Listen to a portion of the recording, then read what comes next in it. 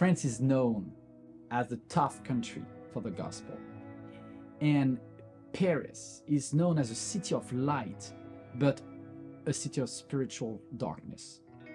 But because I grew up in France, I'm a French, my name is Ivan Collier, I come from Brittany, west of France, and I'm a pastor in Paris now.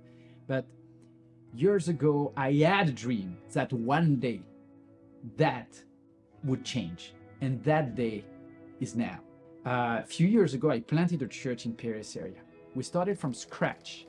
And when I met the mayor of the city, he said, I don't want to be friend with evangelical people. I don't like you. And I say, okay, but we want to serve the people. We want to love the people. And finally, the first building we bought was a building where people find jobs. It was an employment building, and it was our first building, and we bought it. And after that, the second building we bought used to be the central base of the Communist Party of France. In fact, the platform where I preach used to be the platform of one of the most famous communist leader of France. And I don't know what God is doing, but we bought the building, and from the same platform, he used to talk about the fight between the different classes of society. I started to preach how God is loving people, black and white. And I say, Martin Luther King, it's much more than a socialist or a communist idea. It's all about God's love transforming people. Now, the church that I pastor is more than 4,000 people. The average age is only 28 years old. And 4,000 people come on site, but more than 40,000 are watching online. I know something is happening. It's just like a glimpse, something coming from a revival. That doesn't fit with the idea of people about France. Something is changing, and it's changing right now. All around the world, COVID changed the game. Like it's a big game changer. For years, pastor saw the church as a building where you gather people. The church was all about people being in. But that is not the gospel. The gospel is more people getting also out. And so for me, we have to reinvent not the theology. Theology is in the Bible, will be always remain the same, but the way we think about how to reach people. And instead of putting all our effort in one building, what can be huge, wonderful, we need to touch people where they are. And an idea just came into my mind a few months ago, and I need you to make it happen. This idea is very simple. A few months ago, I say, God, you have an idea. How can we reach people in their home and do it in a better way than ever? And the idea is all about MLK Embassy. Let me talk to you about MLK Embassies. The idea is like an Airbnb Church. Very easy. French people love food. It's all about food in France. So we say, okay, you love food, and there's two kinds of food. There's spiritual food, and there's like natural food. And we're gonna provide for you both of it. So open your home. Welcome people as guests in your home. Provide an amazing French food, and at the same time, provide a good spiritual food. So we just watch a sermon, but it's completely prepared and fit for this kind of audience.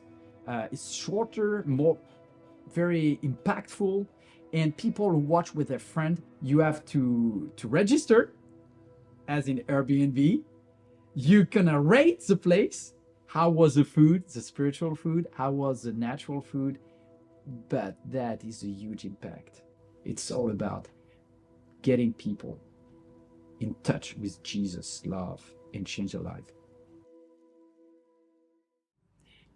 Thanks to the Airbnb Church, the embassy idea, we are able to reach people that we never reached before. I'm just thinking about a woman in the midst of nowhere. It's a beautiful country of France, but in the middle, in the mountains. And the girl has no church, like many, many miles away from one church. And she say, I just watch online. I have no relationship with Christian. And she was looking for that, but like craving for that. And her husband, you watch online, and he is an unbeliever. He got touched. He said, it's something about this message online.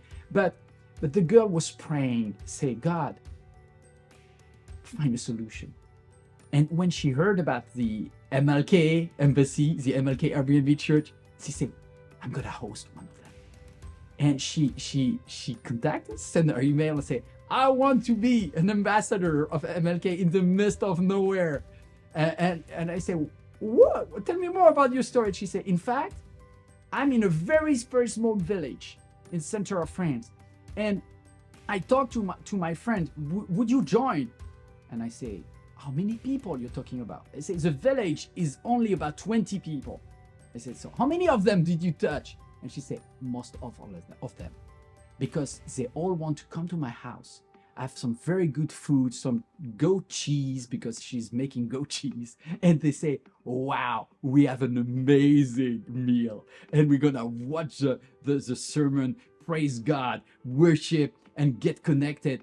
And she said, like, all the farmers around her are joining. And her husband, I say, and your husband is okay because he's almost not he's a new believer. I say, that make him not a consumer of the Bible. He became to be an ambassador himself. He's so proud of working with me, the girl said, for the gospel now. So it's like his discipleship level just rise up. He's rising up because he's not like just consuming. He's transforming the people around him. And he's so proud of that. And I'm so glad that these two people are doing a big, tremendous change in their small world in the midst of France, in the midst of nowhere, but God won a church there. And that is an MLK Embassy.